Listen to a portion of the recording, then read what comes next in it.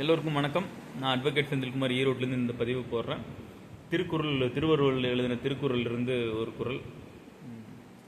அறம் சார்ந்தோருக்கே அன்பு என்ப அறிவிலார், மரம் சார்ந்தோருக்கும் அஃதே துணை. அறம் சார்ந்தோருக்கே அன்பு என்ப அறிவிலார், மரம் சார்ந்தோருக்கும் அஃதே துணை.